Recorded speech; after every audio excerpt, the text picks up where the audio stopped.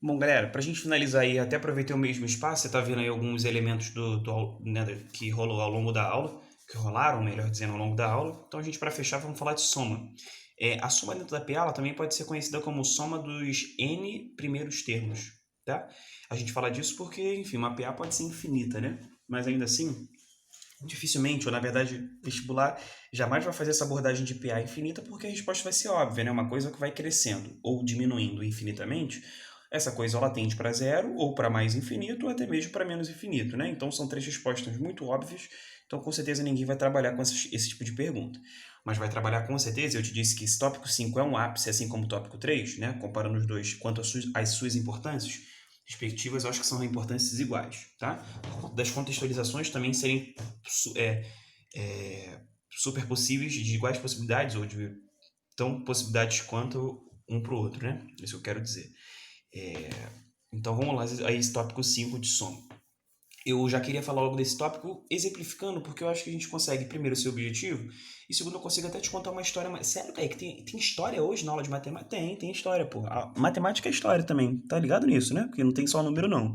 Pois é, quando a gente fala de soma, cara, a gente vai falar, na maioria das vezes aqui não vai ser diferente, né? De uma história ocidental, né? Não tem uma abordagem nem um pouco oriental ou afrocentrada, por exemplo, para essa parte, pelo menos não no que diz respeito ao nosso material, né? Então, o nosso material ele vai limitar e vai contar a história, por exemplo, de como surge, ou pelo menos para os europeus, de como surge, né, o primeiro registro de fórmula da soma, tá? E eu vou então contar essa história ocidental para você também. Essa história ocidental ela surgiu da seguinte maneira: lá na Alemanha, uma turma, né, que a estimativa era de alunos entre 7 e 9 anos de idade, né, era uma turma etária, né, dividida pela idade, que nem a nossa aqui. E aí, a gente teve o seguinte desafio proposto pelo professor, então, que os alunos, né, por conta ali de muito barulho, né, a história é essa, pelo menos, né, de muito barulho, de muita bagunça, o professor deu uma tarefa que era para tomar tempo dos alunos e das alunas. Que era assim, cara, se a gente tomar esses 100 números de 1 até 100, né, ou seja, pegar 1, somar com 2, somar com 3, somar com 98, com 99, com 100, né, somar esses 100 termos. Por isso que eu escrevi esse 100, né, porque são 100 termos. Tudo bem, né, que são 100 números de 1 a 100? Beleza. Tá. Muita gente, de fato, caiu nessa pegadinha. Falou assim, caraca, então vai ter que somar. E começou a Armefetu, e 100 mais 99 mais 98, tá, lá. Passou a régua ali e começou a somar. Sendo que um dos alunos, um menininho na época, né? Chamado Carl Friedrich Gauss, ele, nesse momento, ele já sabia, e aí é uma história que me entristece, porque assim, ele tinha provavelmente 6, 7 anos de idade, ele já sabia, por exemplo, isso que a gente acabou de falar. Ele já sabia da propriedade dos termos em PA, né? E ele se identificou óbvio na cara, né? Que isso aqui era uma PA, né? Sempre, né? De escadinha em escadinha. Um em um, constantemente. E ele já sabia dessa propriedade que a gente acabou de falar, ou seja, o primeiro mais o último é igual ao segundo mais o penúltimo, que é igual ao terceiro mais o antepenúltimo, e assim por diante. Uma coisa que não vai acontecer aqui, que estava acontecendo até ainda há pouco, é que como são 100 termos, não tem um termo central, né? O 50 ele não é o do meio, por mais que ele seja metade. Uma coisa é metade, uma coisa é ser do meio, né? Não são coisas iguais. Beleza. Então, por exemplo, a gente poderia, e aí o Gauss fez isso, né? Poderia fazer o seguinte, para somar esses 100 termos, eu não preciso somar literalmente os 100. Eu posso fazer o seguinte, cara, se eu sei que o primeiro com o último é 101, e isso ocorre de maneira para todo, né, para todos eles, 101, 3 mais 98, 101, 4 mais 97, 101. Bom, Gauss percebeu o seguinte, então essa conta ela é fácil. É só fazer 101 vezes a quantidade de vezes que apareceu 101. Vamos lá. Se são 100 termos e para que apareça 101 eu tenho que pegar de 2 em 2, então quantas vezes vai aparecer a soma 101? Vê se tu concorda aqui 50 vezes. Porque se eu vou separando de 2 em 2, então tirei 2, 101. Tirei outros 2, 101. De 2 em 2, 50 duplos vão ser produzidos. Tá, e essa conta vai dar pra gente um número muito famoso dentro da matemática, que é o 5050. Um número aí que ele é até simétrico também, né? Tá, mas não vamos falar da simetria dele hoje não. Vamos falar de uma outra parada. Se liga numa parada aqui. A partir dessa conta que Gauss supostamente fez, a gente, nessa história toda ocidental, pode tirar uma fórmula, também ocidental, para, enfim, dentro do vestibular a gente conseguir ganhar tempo. E por isso que eu disse para você no início que aqui era um ápice também. É porque é a outra fórmula tão famosa quanto a primeira, do tópico 3, em que a galera, cara, brinca de usar essa fórmula, ou pelo menos ser quase que um pré-requisito para que você consiga. Obviamente que eu digo quase, porque, assim, no ruim na PA, sobrou tempo, tu vai conseguir fazer no braço, né? Se tu tivesse que fazer isso aqui no braço, na raça, ia rolar também, né? 100 mais 98, mais 99, não sei o que lá. Demora, mas assim, vai sair, eu tenho certeza disso. Você imagino que também.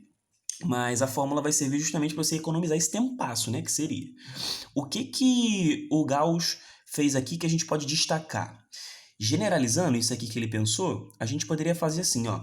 A soma dos n primeiros termos de qualquer PA sempre vai ser o seguinte. Brother, do 101, o que era o 101? O 101 estava na parada originalmente? Não, né? O 101, na real, ele é a soma do primeiro com o último. Tudo bem? Então, tentando escrever tudo isso aqui, né? Esse produto, em termos genéricos, né? De maneira genérica, seria o primeiro mais o último. Show de bola? O 50, por que é 101 vezes 50 e não é 101 vezes 100, por exemplo? É porque o 50, a gente sabe que, primeiro, a gente avaliou o 101, né? A gente não, né? O Gauss fez isso, agora a gente repete. Mas 1 mais 100 dá 101, ou seja, o primeiro com o último, e a gente percebeu que tinha 50 duplas iguais a essa. Show de bola? Então, 50 duplas, e essas 50 duplas não é à toa, né? Tem a ver com a quantidade. É porque 101 tem que pegar de 2 em 2, então dividir o n por 2. E, cara, essa é a fórmula da soma. Sério, Kaique? Aham, muito sério. Essa que é importantona, exatamente. Essa que é importantaça.